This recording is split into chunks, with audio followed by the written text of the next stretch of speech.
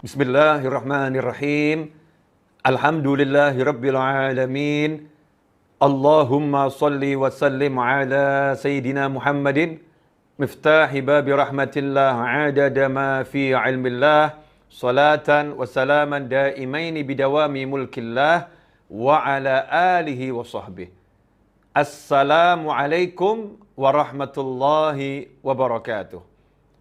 Saudaraku kaum muslimin dan muslimat, pemirsa dimanapun Anda berada, alhamdulillah kita bisa bertemu kembali setelah sekian lama.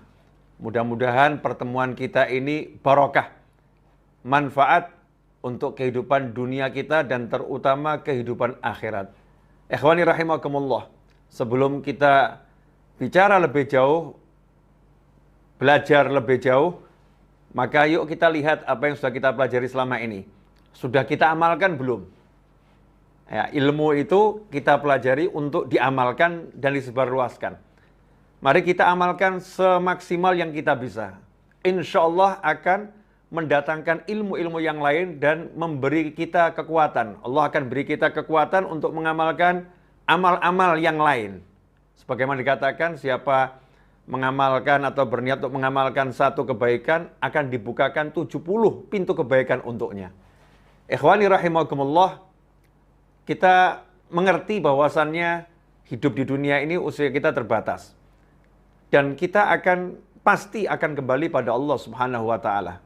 Dan semua berharap punya usia yang panjang, hidupnya enak, hidupnya nikmat, dan masuk surga insya Allah di penghujungnya, amin. Tapi yang jadi masalah, kita ini punya banyak salah. Yang jadi masalah, kita punya banyak salah. Kepada Allah Subhanahu wa Ta'ala, kita punya salah yang luar biasa. Tiap hari, kita sadar itu kita banyak dosa. Banyak larangan Allah yang kita langgar, perintah Allah yang kita abaikan. Ikhwani rahimakumullah, saya mau ambil permisalan ini. Saya punya teman, kemudian saya punya salah pada teman saya. Teman saya ini biasanya telepon saya, biasanya kirim-kirim hadiah. Tapi ketika saya punya salah kepada teman saya tersebut, dan itu membuat beliau kecewa, maka kalau saya tidak segera minta maaf dan mengejar maafnya, bisa jadi teman saya tersebut tidak akan telepon saya lagi. Teman saya tersebut tidak akan kirim-kirim pesan lagi. Teman saya tersebut tidak akan kirim-kirim hadiah lagi. Kenapa? Karena dia lagi marah kepada saya. Dia lagi marah kepada saya. Dalam hubungan sosial bermasyarakat, kalau kita punya salah kepada seseorang, maka kita akan berjuang untuk meminta maaf dan mendapatkan maafnya. Seorang suami, dia berjuang untuk mendapatkan maaf istri. Seorang istri berjuang untuk mendapatkan maaf suami. Seorang anak berjuang untuk mendapatkan maaf ayah. Seorang karyawan berjuang untuk mendapatkan maaf atasan. Semua itu demi hubungan yang baik dan menyenangkan. Tapi masalahnya kok nggak begitu ya kalau kita punya salah sama Allah Ta'ala. Kenapa kita nggak mengejar ampunan Allah? Kenapa kita nggak mengejar maaf Allah? Apakah memang kita siap dimarah oleh Allah Subhanahu wa Ta'ala? Apakah kita memang siap mendapatkan siksa? Na'udzubillah min dzalik. Ikhwani rahimakumullah. Inilah sumber berbagai permasalahan. Inilah sumber berbagai hal yang tidak menyenangkan dalam kehidupan dunia kita. Berbagai hal yang tidak kita inginkan dalam kehidupan dunia. Sehingga Allah memberi kita hukuman-hukuman untuk menghapuskan dosa kita tersebut. Ya, Allah memberi kita berbagai ujian untuk menghapuskan dosa-dosa kita tersebut. Tentunya kita pengen, ya, tidak diberi ujian yang tidak menyenangkan. Kita pengen dosa kita terampuni dan kita hidup dalam keadaan senang. Dan sebetulnya itu sudah diajarkan oleh Allah Subhanahu wa Ta'ala, bahkan kepada baginda Muhammad sallallahu alaihi wasallam yang ma'sum, yang terlindungi dari berbagai kesalahan dan tidak mungkin berbuat dosa.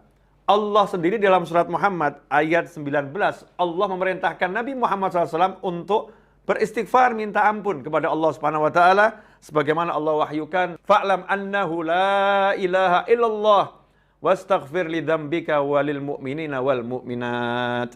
Kata Allah Subhanahu wa taala, fa'lam, ketahuilah sungguhnya tidak ada Tuhan kecuali Allah, wastaghfir li dzambika, dan beristighfarlah, minta ampun untuk kesalahanmu, walil mu'minina wal mu'minat, dan untuk kesalahan dosa-dosa orang yang beriman, baik laki-laki maupun perempuan. Rasulullah SAW tidak pernah berbuat salah, tidak pernah berbuat dosa. Tetapi untuk memberikan contoh kepada umatnya, kepada kita semua, Allah Subhanahu wa taala merintahkan Rasul untuk beristighfar. Dan sebuah kemuliaan, Allah juga merintahkan Nabi Muhammad SAW untuk memintakan ampun bagi seluruh mukmin, laki-laki maupun perempuan. Rasulullah mintakan ampun untuk umatnya. Ini kemuliaan buat kita semua, dimintakan ampun oleh Nabi Muhammad SAW. Maka ketika Nabi SAW ditanya, ya Rasulullah, apakah engkau beristighfar kepada Allah Subhanahu wa taala? Maka Rasul menjawab, iya. Di antaranya Nabi Muhammad SAW disebutkan, idzan sharafa min salatihi istaghfara thalatha. Rasulullah SAW itu manusia, makhluk Allah yang sholatnya terbaik dari semua makhluk Allah Ta'ala. Tetapi selepas salam, Rasulullah SAW istighfar, minta ampun sama Allah. Astagfirullah, astagfirullah, astagfirullah. Selepas sholat, istighfar, astagfirullah, astagfirullah, 3 kali. Sebelum melakukan yang lain. Wa an Abi Hurairah radhiyallahu anhu. Juga disebutkan dari Abu Hurairah radhiyallahu anhu. Qala sami'tu Rasulullah sallallahu alaihi wasallam yaqul, aku mendengar bahwasannya Rasulullah sallallahu alaihi wasallam bersabda, wallahi inni la astaghfirullah wa atubu ilaih fil yaumi aktsar min 70 marrah, rawahul Bukhari. Demi Allah, sesungguhnya aku itu setiap hari beristighfar dan minta ampun dan bertobat kepada Allah Ta'ala, minta ampun dan bertobat kepada Allah Ta'ala, aktsar min 70 marrah, lebih dari 70 kali. Rasulullah SAW yang nggak punya dosa, yang maksum dan tidak mungkin berbuat salah dan dosa, beliau minta ampun, istighfar dan bertobat lebih dari 70 kali. Rawahul Bukhari. Hadis yang sangat sahih.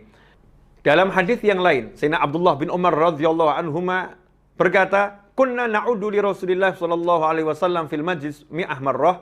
Dahulu kami menghitung sekali duduk Nabi Muhammad SAW itu membaca 100 kali kalimat seperti ini. Rabbighfirli wa tub alayya innaka antat tawwabur rahim. Rabbighfirli, ya Allah ampuni aku, wa tub alayya, dan berilah aku taubat, terima taubatku, innaka antat tawwabur rahim. Sungguhnya engkau maha menerima dan beri taubat, dan engkau maha penyayang. Nabi kita Muhammad SAW yang suci, yang dilindungi oleh Allah SWT dari segala hal. Rasulullah istighfar sekali duduk 100 kali. Ikhwani rahimakumullah. Hadis ini diriwayatkan oleh Abu Dawud, Tirmidzi, dan juga ulama-ulama yang lain. Kemudian kalau kita setelah mendengar hadis-hadis yang saya sebutkan di atas, malu rasanya kita ini. Dosa kita banyak, salah kita banyak, salat kita belum benar, mata kita maksiatnya, Masya Allah, lewat handphone, lewat tablet, lewat nyata, mata kita ini berkeliaran pada hal-hal yang tidak diridhoi Allah Ta'ala, yang haram, seringkali kita lakukan. Tetapi mana istighfar kita? Mana minta ampun kita pada Allah Subhanahu wa Ta'ala? Mana kita meneladani Nabi Muhammad SAW? Kita duduk, bahkan duduk itu kita tidak baca kalau mau bangun. Ya, orang mau bangun dari duduk disunahkan baca doa kafaratul majlis. Bangun dari duduk itu disunahkan baca doa kafaratul majlis. Cuma 1 kali. Subhanakallahumma bihamdika asyhadu an la ilaha illa anta astaghfiruka wa atubu ilaik. Ini 1 kali kalau mau bangun dari duduk. Kapanpun duduknya, dimanapun duduknya, disunahkan baca doa kafaratul majlis. Sehingga kalau kita baca doa itu, apa yang terjadi di majlis dari keburukan, insya Allah diampuni oleh Allah Subhanahu wa Ta'ala. Itu pun terlewatkan. Habis salam kita, bahkan ketika imam astagfirullah, astagfirullah, astagfirullah, kita nggak ngikuti, kita diam saja, kita melamun. Kita merasa hidup ini seperti nggak perlu minta ampun sama Allah Ta'ala. Nggak perlu kita minta maaf atas kesalahan-kesalahan kita yang begitu banyak pada Allah Subhanahu wa Ta'ala. Ikhwani rahimakumullah. Tentu ada dampaknya buat diri kita, buat fisik kita, buat jiwa kita, buat seluruh urusan kita, bisnis kita, keluarga kita, dalam kehidupan bermasyarakat. Kesalahan kita pada Allah pasti berdampak. Jika kesalahan kita pada manusia yang lain itu punya dampak yang luar biasa, lantas bagaimana kesalahan kita pada Allah Subhanahu wa Ta'ala? Rasulullah SAW juga mengajarkan, sebagaimana diriwayatkan oleh Sayyidina Abu Darda radhiyallahu anhu, tentang perintah Allah dalam surat Muhammad ayat 19, wastaghfir li dzambika walil mu'minin wal mu'minat. Allah memerintahkan agar Rasulullah SAW memintakan ampun untuk mukminin dan mukminat. Maka Rasul mengajarkan Nabi Muhammad SAW dalam hadis yang diriwayatkan oleh Abi Darda radhiyallahu anhu, man istaghfara lil mu'minina wal mu'minat kulla yawmin sab'an wa isrina marrah aw khamsan wa isrina marrah kana minal ladzina yustajabu lahum wa yurzaqu bihim ahlul ard. Rawahu Tabrani. Hadis riwayat Imam Tabrani. Kata Nabi Muhammad SAW, barang siapa yang satu hari itu setiap hari memintakan ampun untuk mukminin dan mukminat, orang-orang beriman laki-laki maupun perempuan sebanyak 27 kali atau 25 kali, maka dia yang membaca istighfar untuk mukminin dan mukminat 27 atau 25 kali, dia termasuk orang-orang yang yustajabu lahum, yang doanya diterima oleh Allah Ta'ala. Doanya dikabulkan oleh Allah Ta'ala, bahkan wa yurzaqu bihim ahlul ard. Berkat orang-orang yang seperti itu, yang dibuka bumi ini diberi rezeki oleh Allah Subhanahu wa Ta'ala. Jadi ini orang-orang yang mulia. Saya yang diajarkan guru saya, almarhum Habib Anis bin Abdul Habsyi, itu membaca habis sholat subuh diantaranya, astaghfirullah lil mu'minina wal mu'minat sebanyak 27 kali. Astaghfirullah lil mu'minina wal mu'minat. Dengan tulus ya, kita memintakan ampun untuk saudara kita mukminin dan mukminat. Sehingga mungkin ada orang yang terlelap dalam tidur, ada orang yang lagi bermaksiat pada Allah Ta'ala, saudara mukmin yang lain memintakan ampun untuknya. Ikhwani rahimakumullah. Nah ini istighfar yang dilakukan oleh Nabi Muhammad SAW, istighfar yang Rasul mengajak umatnya juga untuk mintakan ampun bagi mukminin dan mukminat yang lain. Tentunya setelah mendengar semua ini kita mudah-mudahan dapat taufik ya untuk memperbanyak istighfar. Nah, apa manfaatnya istighfar? Apa keutamaan istighfar? Istighfar itu di antara manfaatnya adalah pengaman dari azab. Jadi pelindung ya dari siksa. Pelindung dari siksa. Dalam surat Al-Anfal ayat 33 Allah Ta'ala menyatakan, "Wa ma kana Allahu liyu'adzibahum anta fihim wa ma kana Allahu mu'adzibahum wa hum yastaghfirun." Dan Allah tidak akan menyiksa mereka. Ya, Allah tidak akan menyiksa mereka wa anta fihim. Sedangkan engkau wahai Nabi Muhammad SAW masih berada di tengah-tengah mereka. Wa ma kana Allahu mu'adzibahum wa hum yastaghfirun. Dan Allah tidak akan menyiksa mereka sementara di tengah-tengah mereka masih ada orang yang istighfar minta ampun pada Allah Ta'ala. Di antara tafsir ayat ini adalah ayat yang di awal tadi, dan Allah tidak akan menyiksa mereka sementara engkau berada di tengah-tengah mereka, disebutkan ayat ini turun di Mekah. Saat Nabi Muhammad SAW berada di Mekah. Saat Rasul masih ada di Mekah, maka azab tidak turun kepada orang-orang yang membenci Nabi Muhammad SAW. Nah, setelah Nabi hijrah, setelah Nabi hijrah ke Madinah, azab juga tidak turun kepada orang-orang yang membenci Nabi Muhammad SAW di Mekah.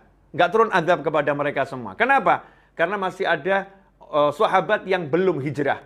Masih ada sahabat yang berada di Mekah, dan sahabat ini aktif beristighfar kepada Allah Subhanahu wa Ta'ala. Sehingga para sahabat mengatakan, para tabi'in mengatakan, para ulama mengatakan, siapa yang rajin istighfar, maka dia akan menjadi pengaman untuk dirinya dan untuk keluarganya. Untuk dirinya dan untuk teman-temannya, dari azab yang akan turun kepada dirinya maupun kepada keluarganya, pada teman-temannya. Ahli istighfar. Karena itu, ikhwani rahimakumullah, kita sadar kita banyak dosa. Agar kita aman di dunia, aman di akhirat, maka ini pegangan kita, minta ampun sama Allah Ta'ala. Minta ampun, astagfirullah. Ya Allah, aku minta ampun kepadamu. Astagfirullah. Ya Allah, aku minta ampun kepadamu. Dengan kita hayati dan sungguh-sungguh. Ikhwani rahimakumullah. Kalau kita ini mengalami rezeki yang seret, bisnis yang amburadul, kehidupan keluarga yang porak-poranda, dan hati yang gak enak, hati yang penuh dengan rasa suntuk, yang sedikit-sedikit suntuk, sedikit-sedikit sedih, susah. Ikhwani rahimakumullah. Istighfar ini adalah obatnya. Istighfar ini adalah obatnya. Kita masih ingat bagaimana Nabi Nuh alaihissalam menasihatkan kepada umatnya, dan itu diabadikan Allah Ta'ala dalam surat Nuh ayat 10-12.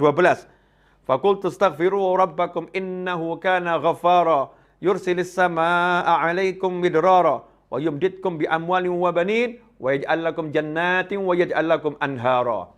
Kata Allah Ta'ala, Nabi Nuh mengucapkan di situ, fakultu, maka aku Nuh berkata, istaghfiru rabbakum. Kalian semua hendaknya istighfar, minta ampun kepada Tuhan kalian. Saat itu kaum Nabi Nuh mengalami paceklik yang luar biasa. Bertahun-tahun tidak turun hujan, banyak hewan yang mati, banyak tanaman yang mati. Tanah kering semua. Sehingga kehidupan ekonomi, kehidupan sosial itu terancam hancur. Saat itulah Nabi Nuh ngasih solusi. Apa solusinya? Solusinya, istaghfiru rabbakum. Minta ampunlah kepada Tuhan kalian. Innahu kana ghafara. Karena Allah itu sangat suka memberi ampunan. Allah tuh suka ngasih ampunan. Ada orang yang berat ngasih maaf. Tapi Allah dengan semua kekuasaannya yang maha kuasa, kekuatannya yang maha kuat. Allah dengan semua, yang semuanya adalah miliknya Allah Subhanahu wa Ta'ala. Kita yang salah sama Allah ini, sama Allah disuruh minta maaf sama aku. Aku ampuni dan aku suka orang yang minta maaf. Ini saking maha sayangnya Allah kepada kita, semua hamba-hambanya. Kalau itu dilakukan, yursilis sama'a alaikum midrara. Masalah yang nomor satu, tidak adanya air, paceklik yang luar biasa, maka langsung sama Allah Ta'ala diselesaikan. Allah akan mengirimkan hujan yang lebat dari langit untuk menghapuskan semua kekeringan dan semua sumber air yang kering akan diganti oleh Allah Subhanahu wa Ta'ala. Wa yumditkum bi amwalin wa banin. Dan Allah akan beri kalian kekuatan, pertolongan dan dengan memberikan anak yang banyak, harta yang banyak. Bi amwalin, dengan harta yang beraneka ragam dan banyak. Wa banin, dan Allah akan berikan anak keturunan kepada kalian semua. Wa yaj'al lakum jannati wa yaj'al lakum anhara. Allah akan berikan kalian kebun-kebun dan Allah berikan sungai-sungai yang mengalir di dalamnya. Ikhwani rahimakumullah. Indahnya Al-Qur'an dikatakan di sini, wa yumditkum bi amwalin wa banin. Allah akan beri kalian kekuatan dengan harta yang banyak dan anak yang banyak. Karena ada orang yang punya harta tapi nggak punya anak. Ada orang yang punya anak tapi nggak punya harta. Maka itu tidak lengkap kebahagiaannya. Tetapi Allah katakan orang yang rajin istighfar ini diberi harta yang banyak dan diberi anak yang banyak. Sehingga anaknya tidak jadi masalah dan hartanya akan bawa kebahagiaan untuknya. Ikhwani rahimakumullah. Sehingga Sayyidina Hasan Al-Basri radhiyallahu anhu, ketika datang orang yang nggak punya anak lapor kepada beliau, wahai imam, saya ini nggak punya anak keturunan, beri saya amalan. Beliau pun mengatakan, bacalah istighfar. Nggak lama datang lagi seseorang yang mengatakan, wahai imam, ya saya ini rezekinya sempit, hidup saya susah, ekonomi saya porak-poranda, beri saya amalan. Imam Hasan Al-Basri pun mengatakan, radhiyallahu anhu, bacalah istighfar. Setelah orang-orang itu pulang, murid-muridnya bertanya, wahai imam, setiap orang yang datang, yang satu minta keturunan, yang satu minta rezekinya lancar, kenapa engkau beri amalan yang sama? Ya, amalannya istighfar, bukan amalan yang berbeda. Maka beliau menjawab, yang ngomong bukan saya, tapi yang ngomong Allah Subhanahu wa Ta'ala, yang tercantum dalam surat Nuh ayat 10 sampai 12. Di antaranya, wa yumditkum bi amwalin wa banin. Dan Allah akan beri kalian kekuatan dengan harta yang beraneka ragam dan jumlahnya banyak dan anak keturunan yang banyak. Ikhwani rahimakumullah. Di antara manfaat istighfar yang lain adalah sebagaimana yang disampaikan oleh Sayyidina Abdullah bin Abbas radhiyallahu ta'ala anhuma dari Nabi Muhammad SAW, di mana Rasulullah SAW bersabda, man lazimal istighfar ja'alallahu lahu min kulli hammin farajan wa min kulli dhikin makhraja wa razaqahu min haitsu la yahtasib. Riwayat Abu Dawud dan Nasai serta Ibnu Majah dan Hakim dan Baihaqi. Nah, ini hadis yang memberi kita semangat untuk semakin rajin istighfar. Man lazimal istighfar, kata Nabi Muhammad SAW, siapa yang tekun, continue, terus-menerus beristighfar, istiqomah tiap hari, ja'alallahu lahu min kulli hammin farajan. Maka Allah akan menjadikan untuknya apapun rasa suntuknya, min kulli hammin, apapun rasa suntuknya, apapun penyebab rasa suntuknya, maka Allah akan menjadikan untuknya faraja, jalan keluar. Jadi suntuk itu kalau datang, langsung Allah berikan jalan keluar, agar suntuknya hilang. Dihapus untuknya oleh Allah SWT untuk orang yang ahli istighfar. Wa min kulli dhikin makhraja. Kalau dia dalam kesulitan, dalam kesempitan, kalau kata orang Jawa sudah kepepet, ya tidak bisa gerak, min kulli dhikin, sempitnya luar biasa, makhraja. Allah akan selalu memberikan jalan keluar. Dikasih solusi oleh Allah SWT buat orang yang rajin istighfar. Wa razaqahu min haitsu la yahtasib. Dan untuk urusan rezekinya, tidak pernah dia bisa mikir. Kenapa? Karena Allah akan beri dia rezeki min haitsu la yahtasib. Dari arah yang tidak pernah bisa dia pikirkan. Surprise rezekinya dari Allah SWT. Kejutan-kejutan dari Allah SWT. Min haitsu la yahtasib. Nggak bisa diperhitungkan. Nggak bisa dikira-kira. Allah akan berikan surprise rezekinya untuk orang-orang yang rajin istighfar. Ikhwani rahimakumullah. Sebagai penutup dari kajian kali ini adalah tentang Sayyidul Istighfar. Sayyidul Istighfar ini kalau kita memang nggak bisa baca istighfar banyak-banyak, minimal ya kita baca Sayyidul Istighfar di pagi hari dan di sore hari. Penghulunya semua istighfar. Pemimpinnya semua istighfar. Sebagaimana dikatakan oleh Nabi Muhammad SAW, Sayyidul Istighfar ayyakul al-abd Allahumma anta rabbi la ilaha illa anta khalaqtani wa ana 'abduka wa ana 'ala ahdika wa 'adika ma stata'tu a'udzu bika min syarri ma sana'tu abu laka bi ni'matika 'alayya wa abu bi dhanbi faghfir li fa innahu la yaghfiru dhunuba illa anta. Itu namanya Sayyidul Istighfar. Man qalaha fin nahar muqinan biha famata min yaumih qabla an yumsiya fa huwa min ahlil jannah. Kata Nabi Muhammad SAW, siapa yang di pagi hari dia membaca Sayyidul Istighfar tadi dengan penuh keyakinan. Baca ini penuh keyakinan, minta ampun sama Allah Ta'ala dan pasti diampuni Allah Ta'ala. Famata min yaumih. Kemudian di hari itu sebelum sempat sampai sore hari dia meninggal dunia. Siang hari meninggal dunia. Sore hari sebelum matahari tenggelam dia meninggal dunia. Fahuwa min ahlil jannah. Maka dijamin dia ahlul jannah. Dia termasuk penghuni surga. Wa man qalaha minal lail fahuwa muqinun biha famata qabla an yusbiha fahuwa min ahlil jannah. Dan barang siapa yang bacanya di malam hari, kemudian dia baca dengan penuh keyakinan, famata qabla an yusbiha, belum sempat matahari terbit, dia meninggal di malam hari itu, maka dia termasuk penghuni surga. Hadis ini diriwayatkan oleh Imam Bukhari. Jadi hadis yang sangat sahih. Ikhwani rahimakumullah. Kesimpulannya, kalau kita mau hidup kita enak di dunia dan Allah mengajarkan kita untuk mendapatkan kehidupan enak di dunia. Rabbana atina fid dunya hasanatan wa fil akhirati hasanatan wa qina adzabannar. Kalau kita mau hidup kita enak di dunia dan enak di akhirat dan enak dimanapun, maka pegang istighfar ini. Yang rajin minta ampun sama Allah Ta'ala. Ya, usahakan istighfar terus. Perbanyak istighfar. Selain sholawat pada Nabi Muhammad SAW, maka istighfar adalah zikir yang terbaik di akhir zaman. Sholawat, istighfar, sodakoh. Kata para ulama, ini zikir yang paling baik di akhir zaman dan zikir yang paling baik untuk orang-orang yang udah usia lanjut. Amalan terbaik untuk orang-orang udah usia lanjut. Karena ini amalan-amalan yang menghapuskan dosa dan meningkatkan derajat dengan cepat. Karena itu, siapa yang punya hajat? Siapa yang merasa hidupnya dalam masalah? Siapa yang suntuk? Ya, mungkin kita kurang istighfar. Kita kurang rajin istighfar dan kita kurang minta ampun sama Allah Ta'ala. Saya mengajak diri saya sendiri dan seluruh pemirsa dimanapun Anda berada, kapanpun Anda menyaksikan tayangan ini, yuk setelah ini kita perbanyak istighfar. Mari kita tutup ya majelis ini dengan bersama-sama membaca doa kafaratul majlis untuk kita nanti bangun meninggalkan tempat duduk sudah diampuni oleh Allah Subhanahu wa Ta'ala. Bismillahirrahmanirrahim. Allahumma salli wa sallim ala sayyidina Muhammadin wa ala alihi wa ashabihi ajma'in. Subhanakallahumma wa bihamdika asyhadu an la ilaha illa anta astaghfiruka wa atubu ilaik. Wassallallahu ala sayyidina Muhammadin wa alihi wasallam walhamdulillahirabbil alamin wal afu minkum. Saya minta maaf atas segala kekurangan saya dan semoga ini berkah dan manfaat. Sampaikan pada yang lain, mudah-mudahan menjadi amal jariah buat antum semuanya. Jazakumullahu khairan wal afu minkum. Wassallallahu ala sayyidina Muhammadin wa alihi wasallam walhamdulillahirabbil alamin. Wassalamualaikum warahmatullahi wabarakatuh.